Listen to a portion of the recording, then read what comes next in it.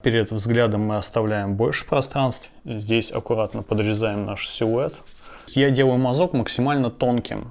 И куда-то сюда, вот в шею нам этот цвет я бы добавил прям вот сюда. Вот бороду я бы подрезал. На рубашке что-то там горит, и, по-моему, прикольно это. Всем привет, меня зовут Цырин Евгений. Сегодня будем писать мужской портрет. Файл с референсом вы сможете скачать по ссылке в описании к этому видео. И вместе со мной повторять этот урок. Также хочу напомнить то, что у меня появился аккаунт на Boosty. И для Boosty я снимаю эксклюзивный контент. Эти видео не будут представлены на других платформах. И также по базовой подписке вы сможете один раз в месяц присылать мне свои работы на разбор. По материалам. Итак, я использую масляные краски, значит, белила титановая, кадмий желтый, охра светлая, сиена натуральная, кадмий красный светлый. Обязательно он должен быть теплый, поэтому смотрите его в магазинах. Кадмий красный темный, это холодный уже у нас получается. Ультрамарин, кобальт фиолетовый, зеленая феридоновая, сиена жженая, умбра жженая, сажа газовая. Ну и в принципе все. Такой довольно базовый набор. По кистям я использую как плоскую синтетику, так и плоскую щетину разных размеров. Также есть маленькие кисточки и большая кисточка для фонов. Также нам понадобится домарный лак и растворитель без запаха. Ну и для начала давайте возьмем и просто слегка затонируем весь лист. Чтобы у нас просто была такая уже определенная подложка. Нам нужно вот так вот равномерно пройти всю плоскость нашего листа, чтобы не было каких-то очень контрастных пятен, потому что они нам будут только мешать. Ну и вот такого состояния нам будет вполне достаточно. Для тонировки я использовал сиену жженую. Вот это очень такой теплый красноватый цвет. Это такая классика живописи, и очень часто я пользуюсь для тонировки, для подмалевки именно ей. Ну и дальше мы продолжим, значит, выстраивать рисунок. Нам нужно наметить композицию. Очень важный такой этап, от которого зависит вообще, как наша работа будет смотреться. Потому что, ну, первое, что бросается в глаза, это, конечно же, какие-то косяки с композицией, когда у нас портрет либо очень низко сидит, либо вправо, либо влево. В общем, это такая довольно важная часть работы. Вот. Весь портрет, все лицо мы можем сразу представить как определенную геометрическую фигуру. Вот. И начнем, наверное, вот прям сверху. Перед взглядом мы оставляем больше пространства, затылок прижимаем к краю. То есть вот здесь где-то тут у нас будет лицевая часть. Значит, нам надо по максимуму разместить портрет. Здесь сверху мы практически упираемся в край, но там еще есть место, правда камера чуть съедает. И в общем берем такие первые пропорции какими-то простыми прямыми линиями, то есть мы ничего не скругляем, не делаем каких-то сложных изгибов, то есть сейчас все максимально просто.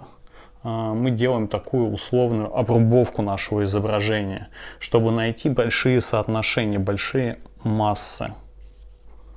Вот. И старайтесь не темнить на этом первом этапе, потому что если вы сразу ударите темным, а потом эти линии, эта темнота будет вам только мешать. То есть старайтесь как можно легче намечать эти первые штрихи. Ну и, наверное, вот здесь у нас где-то будет шея. И постепенно мы начинаем как бы уточнять, постепенно начинаем резать эту большую форму. Здесь вот у нас будет воротник, здесь будет где-то плечо, в середине красная рубашка, здесь также большой объем бороды. Очень выразительный такой портрет с верхним боковым светом. Ну и плюс сама внешность человека довольно интересная, ее хочется рисовать и изучать. Ну что мы можем ответить? Где-то в середине у нас будет линия, на которой располагаются глаза. Так как у человека борода, соответственно, нижняя часть чуть-чуть увеличивается. То есть мы точно не видим, где заканчивается подбородок, но можем рассчитывать то, что вот у нас есть общая масса головы, и глаза где-то будут в средней части. Но так как у нас борода, она тоже там будет занимать какой-то объем. Можно сразу даже внести вот какое-то пятно, значит, сюда, на глаза. Здесь будут темные волосы. То есть я сразу пытаюсь схватить вот эти темные участки, которые, собственно, и несут определенный вес, который мы пытаемся передать. Также вот здесь вот затылок можно прям чуть затенить. Так, усилим здесь еще. Под носом. Тень от усов и губы. И вот здесь уже там низ бороды какой-то. То есть уже даже на этом этапе у нас проскальзывает какой-то силуэт. То есть глазу не обязательно такой давать прям точный контурный рисунок. Уже основываясь на каких-то пятнах, у глаза складывается какое-то определенное изображение, такое чисто интуитивное. Это даже как называется, когда из нескольких точек или пятнышек мы можем разглядеть какое-то лицо и видеть лица и мимику, скажем, в каких-то бытовых предметах. Нужно поймать вот этот вот наклон, и все лицо у нас так немножко как бы вперед выходит. Также здесь мы можем обозначить, где-то у нас будет заканчиваться борода и ухо.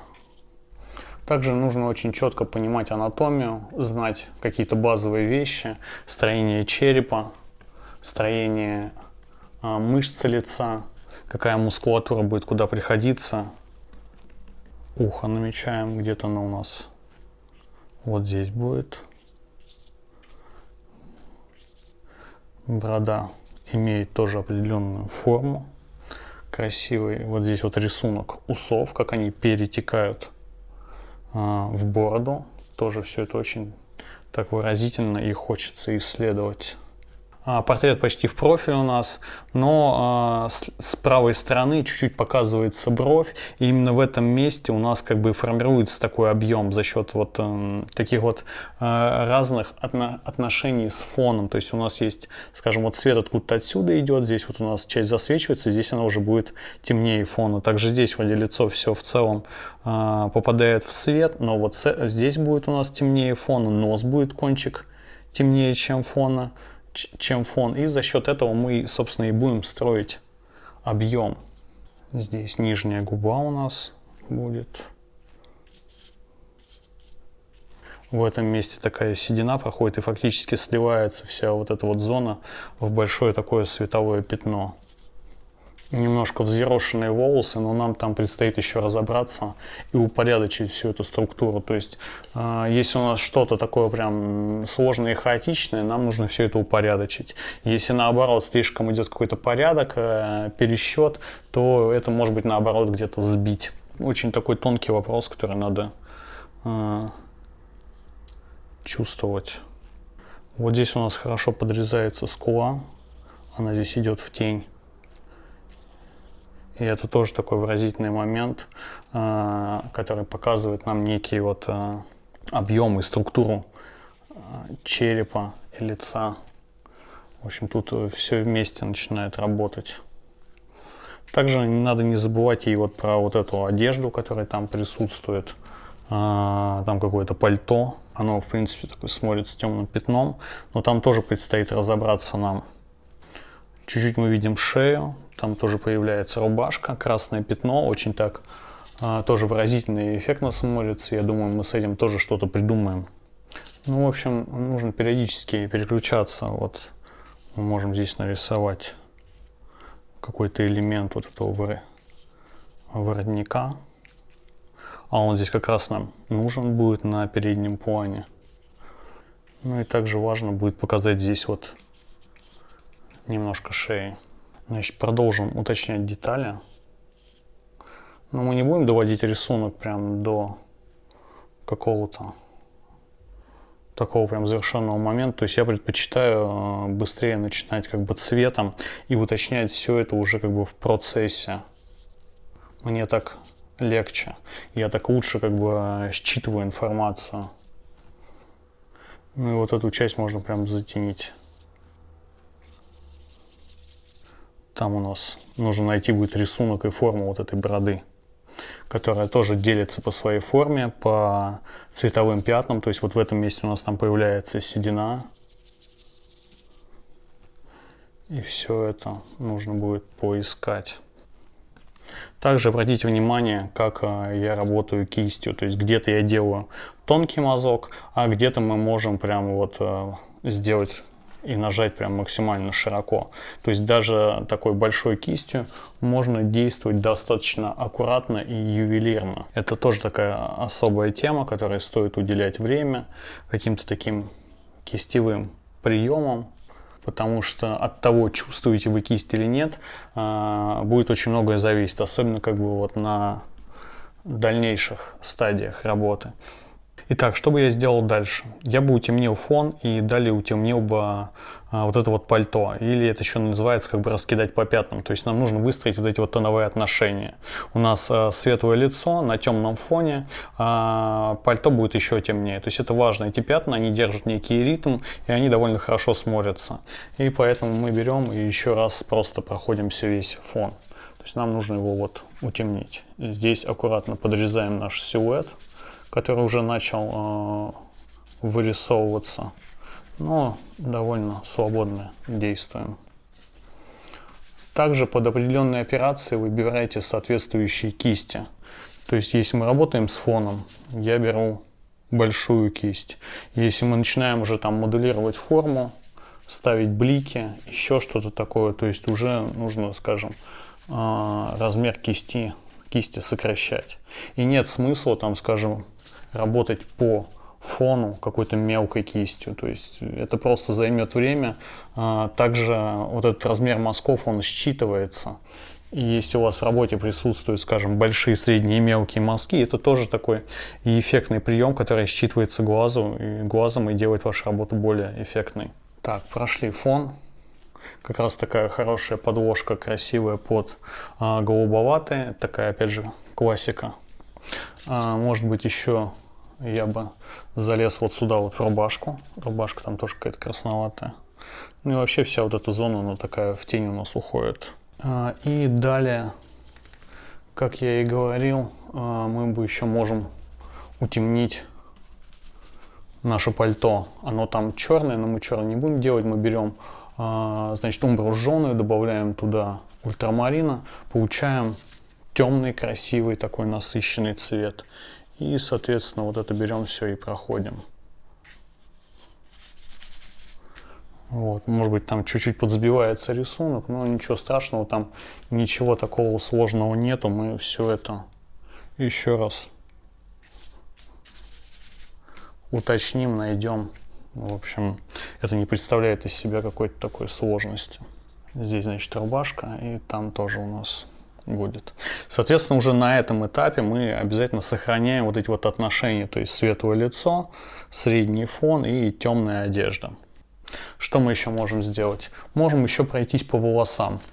То есть они тоже у нас довольно темные, особенно вот, скажем, вот в этом месте. Мы их прям можем вот так вот смело, даже чуть-чуть с ухом затонировать. В этом месте тоже чуть-чуть я бы прям утемнил вот эту челочку, она так у него интересно лежит, как будто человек был в шапке, и тут очень резко, там, скажем, снял. Обычно именно от шапки получаются такие. Также я бы еще сейчас посмотрел бы следующий момент, то есть там очень хорошо видно то, что борода у нас приходится на, вот здесь вот может быть чуть больше фона надо будет оставить. Это тоже такие важные вещи. Но потом все эти силуэты мы посмотрим, подточим и в конечном итоге найдем рисунок. Далее я положил бы прям некий свет на лицо, чтобы уже как бы заложить некое направление света. То есть можно это сделать прям даже чуть ли не чистыми белилами, но сделать это так аккуратно, не толстым слоем, просто чтобы понимать, откуда у нас идет свет. И самые светлые части у нас будут вот где-то вот здесь. То есть я делаю мазок максимально тонким. То есть здесь не нужны вот эти слои, потому что они будут впоследствии вам просто мешать. Нужно учитывать то, что масло оно наслаивается, и в какой-то момент все у вас будет просто превращаться в кашу, и вам придется либо снимать этот лишний слой, ну, либо сушить работу. Соответственно, мы ставим прям такие блики вот сюда куда-то, где-то на носу. Вот, может быть, даже здесь. Здесь вот седина на усах, но она тоже как бы у нас укладывается в нашу концепцию.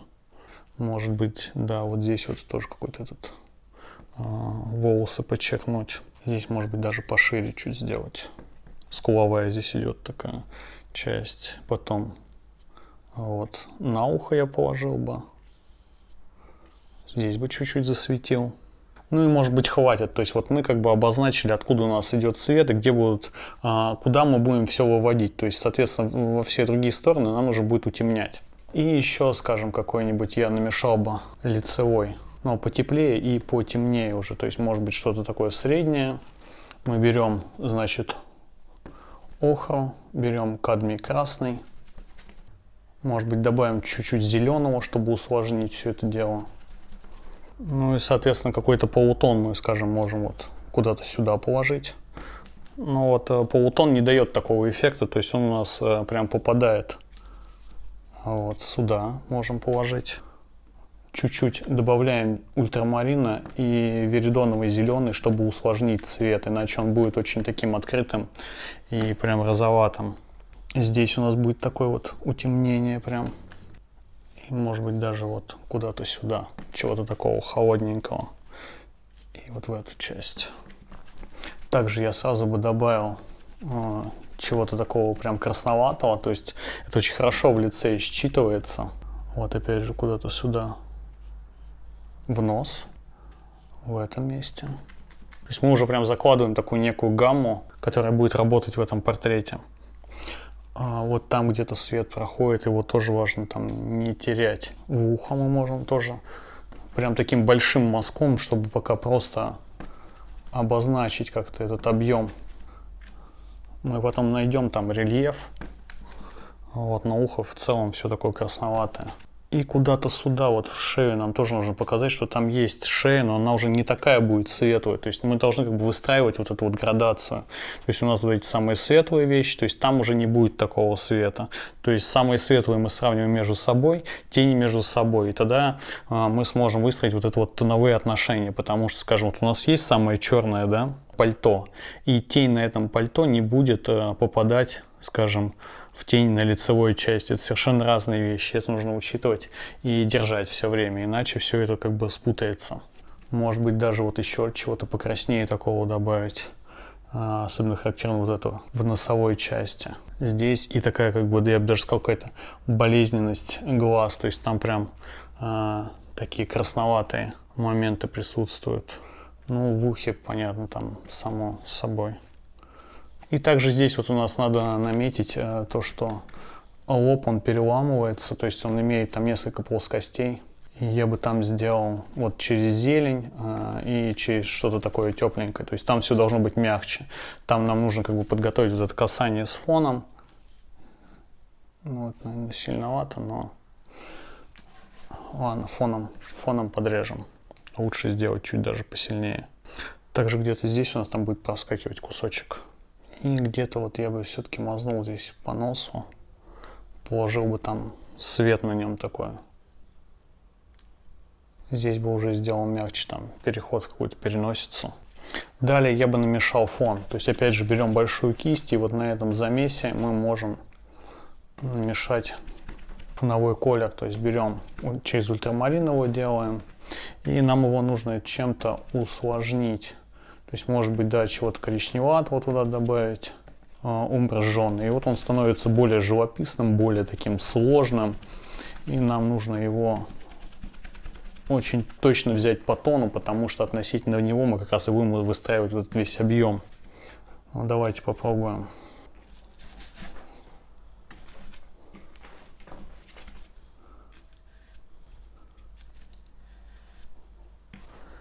И вот здесь важный момент, нам как бы обойти силуэт.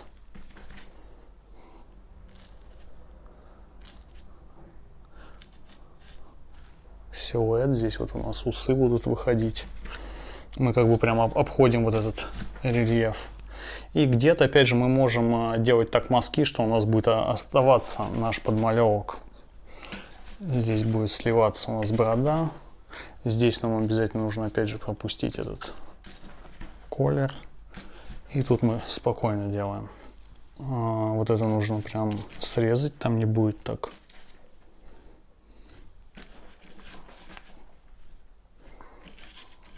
Можно даже прям срезать чуть-чуть волосы. И теперь вот с этой стороны нам тоже нужно обойти. Ну, чуть-чуть замазали, ничего страшного. Вот, а в этой части вот у нас как раз здесь волосы будут темнее, чем этот фон, поэтому туда мы чуть добавляем белила, и здесь нам нужно обойти вот этот воротник. Ну, может, вот здесь вот я бы чуть-чуть высветлил, потому что там нам нужно сделать будет так, чтобы борода была темнее, чем этот фон. Теперь я бы чуть-чуть добавил бы свет на волосах, вот именно вот эту зону пробил, потому что нам важно здесь положить определенные отношения, и плюс мы срезали чуть-чуть эту часть головы. Берем белило, охру, сиену и можем немного черного даже добавить, чтобы у нас цвет это был чуть посложнее. Хорошо все это перемешиваем. И где-то здесь вот можем вот эту зону пока вот, ну, так и пройти. Она там немножко будет пропадать, но мы за счет каких-то локонов найдем все это дело. Также этот же цвет можно положить там куда-то вот сюда на усы, на вот эту часть. Она все равно будет где-то здесь проходить. Может быть, где-то здесь будет промежуточный такой момент. Ну, в общем, все нужно как бы между собой соединять, чтобы ничего у нас отдельно не смотрелось, не читалось. Также вот сюда мы можем там чуть высветлить. Там все так немножко перемешано. Но пока я просто смотрю за какими-то общими пятнами. Сюда вот, опять же, там нужно засветить эту макушку. И здесь где-то. Ну и может быть в этой части начать это высветление. Здесь у нас, ну, прям явное такое пятно. Мы не будем его сразу закладывать, но пока вот таким образом просто сделаем. И здесь усы. Эта часть практически сливается у нас. К сожалению, не включилась запись. В общем, да, такое иногда бывает. В порыве работы я иногда вроде нажимаю на кнопку, но она иногда не прожимается. И, в общем, что я сейчас сделал? Я чуть-чуть добавил графики. Я прошелся, значит, по каким-то таким ключевым точкам. Где-то усилил, где-то очень деликатно так наметил рисунок, что-то поднял, то есть у нас вот в этой части как бы пропадало, это место пропадало, где-то наметил там элементы глаз, здесь подчеркнул нос, в общем, внес такие графические акценты, которые просто необходимы в работе. И сейчас я бы вот сюда положил бы пятно рубашки, потому что там довольно активный такой красный цвет, и нам нужно его положить, чтобы все это связывать между собой. Итак, берем кадмий. Вот, нам его нужно немножко погасить. То есть она там есть, но она довольно темная. Вот, и нам обязательно нужно его проложить сейчас на этом этапе, потому что нам нужно его будет связать. Так, ну вот куда-то сюда, может быть даже и прям поярче, каким-то чуть ли не открытым. Ну, в общем, как-то так нужно его заложить. И где-то можно сразу дать поддержки этому красному, то есть, как я и говорил, скажем, мы можем его сразу положить куда-то вот сюда, вот там, в ухо, потому что оно будет прям вообще красноватое такое, прям можно прям таким даже, чуть ли не таким прям чистым. Здесь вот снизу обязательно появится красненький. Вот эту часть мы тоже можем в тень прямо увести. Также этот цвет я бы добавил прям вот сюда, куда-то в глаза. Здесь.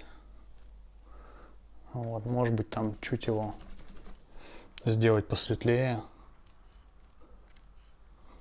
И тоже нужно не одинаково все мазать. То есть где-то я делаю нажим, а где-то наоборот. Еле-еле касаясь.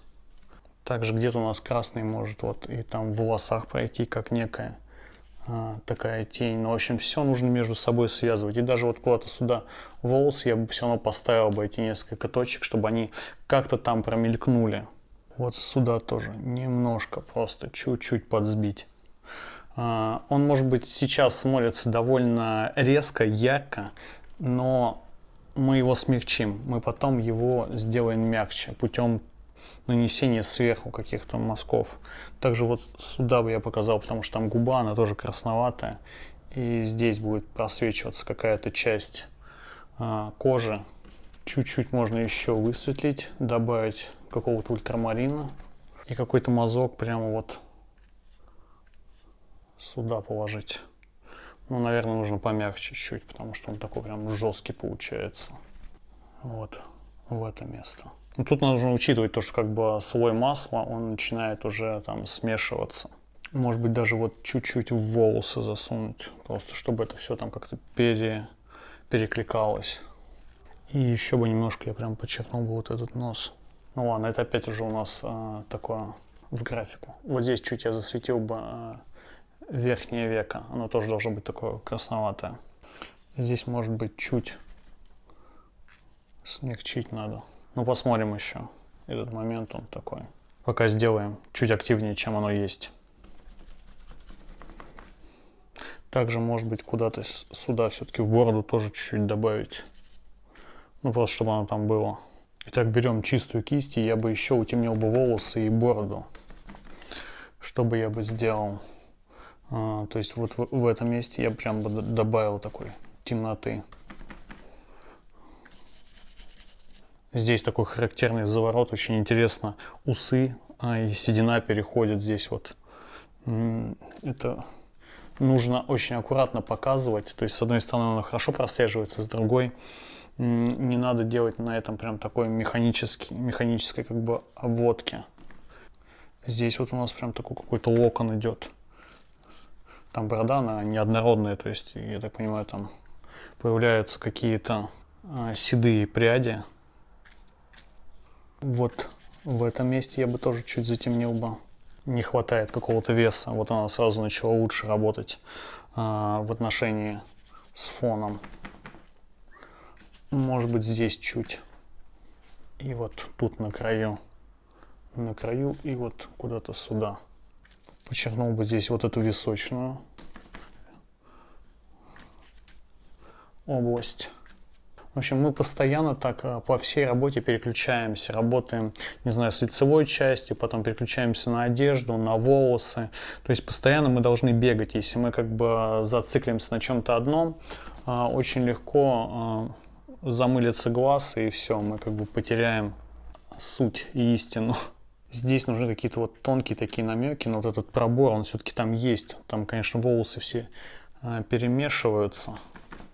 Но нам важнее вот эти вот большие моменты. То есть вот здесь вот свет появляется, да, мы делаем вот эту часть светлее, чем фон. Здесь у нас весь этот кусок темнее, чем фон, и появляется объем из таких вещей. Также за счет вот этого места, вот здесь вот нос мы подчеркнем, и темнота бороды. Также давайте немножко графики добавим в пальто. Оно самое темное, поэтому мы туда еще и черного добавим. Значит, вот это место мы можем прям подчеркнуть. На камере не умещается, но у меня здесь еще снизу есть место, и в конце я покажу, как работа выглядит целиком. Просто я взял чуть больший формат, и я не могу отойти на такое расстояние, чтобы уместилась вся работа, иначе я просто кистью не дотянусь. Здесь чуть подчеркиваем. И я бы еще вот здесь вот взял бы... Рубашка клетчатая, но мы не будем рисовать клетку. Но какой-то вот график я бы добавил бы туда. Но посмотрим. Посмотрим. Также обязательно в это теплое пятно мы будем добавлять чего-то холодного. Так, давайте опять пройдемся по свету. То есть чуть-чуть хочется его смягчить. Берем охру, белила и кадмий красный. Вот, ну давайте посмотрим, как он себя ведет. Ну, слегка холодноватый и такой довольно сложноватый, потому что у нас на кисти появляются какие-то замесы. Ну-ка, давайте. Ну вот что-то такое пусть будет. Так, посложнее. Также куда-то вот туда можно мазнуть. Здесь я пока бы смягчил бы. Вот тут нам нужен тоже свет. Вот здесь у нас свет попадает. Надо не забывать про вот это место. Иначе оно будет тоже отваливаться. Также свет у нас будет вот здесь вот. Мы его чуть-чуть здесь подъели. И вот нужно как бы восстановить этот момент. Что-то я смягчаю, где-то прохожусь, просто еле касаюсь. Вот здесь нужен какой-то переходный такой момент. А вот сюда бы я прям завел бы побольше света. Вот здесь немножко все это упростилось. И сейчас мы более как бы детально разбираем цвета. То есть в цветах тоже есть как бы свои тонкости. То есть не все у нас так одинаково. И поэтому что-то мы берем прямо вот и высветляем, разбирая это все на определенной, опять же, плоскости. Здесь есть свой рельеф, и нам важно его показать. Также мы можем где-то вот там чуть ухо засветить, вот на мочку уха положить свет и показать там внутренний рельеф. То есть все равно там хочется какой-то детализации, потому что у нас же там есть каких-то графических таких элементов. Ну, самое характерное, это вот здесь у нас будет такая теневая часть. Много там красного. Также снизу подчеркнем. И вот в этом месте. А здесь оно у нас вообще будет уходить все полностью в тень. Также я подчеркнул бы вот здесь вот нос. Потому что он там у нас будет темный на светлом фоне. Надо не забывать это. Здесь, может быть, где-то вот локон какой-то добавил бы. Вот. Не очень мне нравится, как получилось. Это такие тонкие моменты. Их надо чувствовать. Так, ну и какой-то свет на ухе поставить. Его нужно сделать чуть помягче, чтобы оно не спорило у нас с лицевой частью. Вот, может быть, как-то похолоднее, посложнее, особенно вот в этих местах. Вот здесь уже не будет оно такое. И вот в этом месте. Немножко толстовато получается. Также вот туда внутрь нужно свет завести. Ну и, наверное, туда все-таки надо холода какого-то добавить, чтобы оно у нас не вылетало из нашей стандартной схемы. Как всегда, нужно выдерживать определенную грань между прям точными контурами и какой-то вот размытостью, размазанностью. Вот, может быть, сюда бы я бы чуть-чуть еще бы там света добавил. Плюс вот в эту часть. Такая уже идет более детальная модулировка формы. Мы куда-то делаем акценты, где-то наоборот разбиваем. Ну, в общем, ход работы уже существенно замедляется. То есть это как бы третья ступень, как я вам говорил. То есть у нас есть первый этап, когда мы прям свободно так машем кистью, делаем какие-то эффектные вещи. Вот, потом мы начинаем уточнять рисунок. И сейчас уже это такой этап, наверное, да, модулировки, уже там блики, уже нюансы какие-то. И тут нам нужно переходить на совершенно другой ритм. Иначе работа у нас будет просто ходить по такому кругу, и мы никогда ее не доведем до какого-то логического конца. То есть вы уже должны прикидывать, какие моменты вы хотели бы сохранить, что вам нравится. Главное не убить вот эту вот свежесть, какую-то естественность работы. То есть и уже внимательно относиться к тем моментам, которые вы будете сохранять. Вот сюда бы я бы еще высветлил. Ну ладно, это мы посмотрим. Так, я бы еще хотел сейчас заняться вот этими полутонами, то есть чуть их подсмягчить. Потому что там какие-то у нас довольно активные касания появились. Я бы здесь вот наметил бы вот этот рельеф, но сделал бы его там мягче. Потому что все у нас вот все на каких-то нюансах. Вопрос, насколько это. Если у нас что-то очень темное, оно вылетает из той среды, это сразу смотрится странно и неубедительно для глаза. Поэтому мы постоянно вот так вот, смягчая одно, исправляя один косяк, другой. У нас вот мы смягчили что-то там яркое, такое очевидное, у нас вылезают менее очевидные вещи. И вот так вот мы двигаем работу. Плюс работа сама по себе не очень большая, то есть это вот где-то 30 на 45 формат. И вот у меня 22-я кисть, моя любимая. Что-то можно пальцем смазать. Также вот здесь я бы смягчил. То есть там, где идут брови, там будет такая мягкость. То есть там нету таких прям жестких контуров. И здесь вот очень такой характерный идет момент. который передает какую-то эмоциональную составляющую этого портрета. Может быть, даже вот сюда чуть как-то намекнуть. И вот здесь тоже я бы свет выпустил. То есть там нужно прям аккуратно смотреть. И вот это, наверное, вот это темное место смягчил бы. В общем, это уже такие нюансы. Здесь надо как бы очень аккуратно действовать. Но я думаю, мы еще такими совсем светлыми ударим. Потому что здесь необходимы еще какие-то прям такие акценты, взрывы. Что в бороде, что в лицевой части. Так, я бы еще намешал бы цвет фона и некоторые вещи прям подрезал бы. Ну, в принципе, в этом нет ничего такого сложного. То есть, вот бороду я бы подрезал, чтобы она так не выходила. Также вот здесь нам хочется подчеркнуть нос. Вот это место. Может быть, здесь чуть срезать. Так, а сейчас мы туда добавим какого-то черноватого.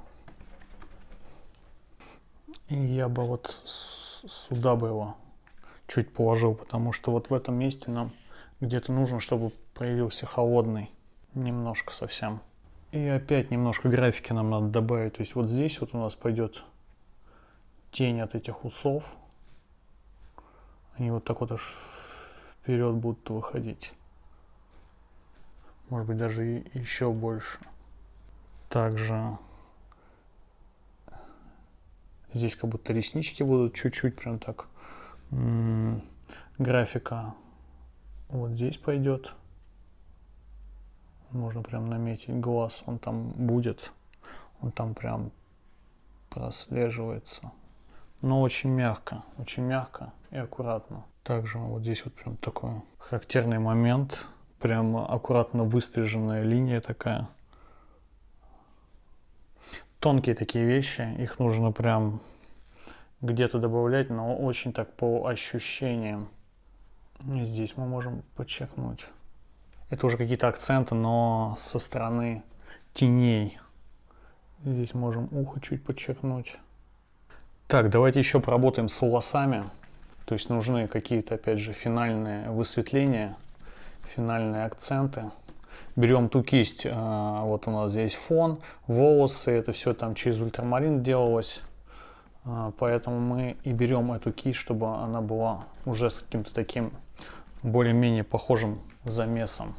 И нам нужны какие-то цвета.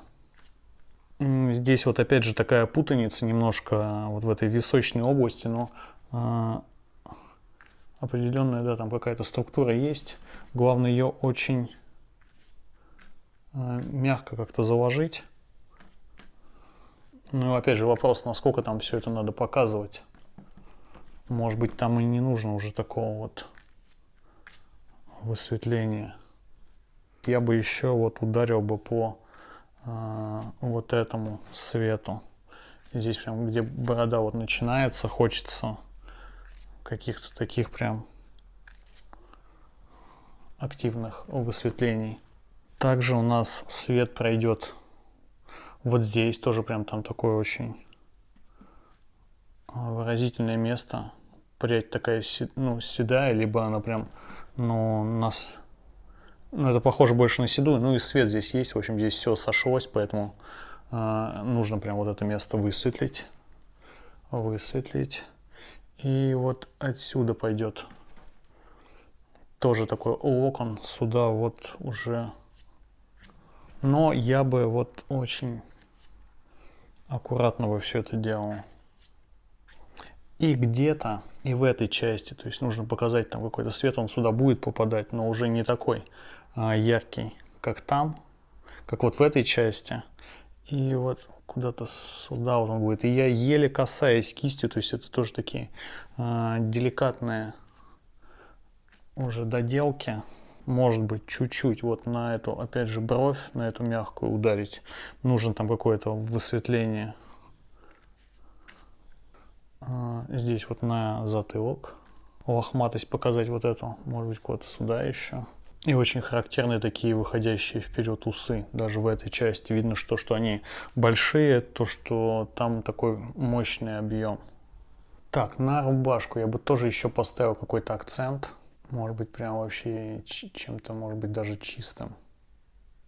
Но хочется какой-то вот звонкости. Здесь. Это уже мы можем делать довольно густо. Это такие эффектные вещи.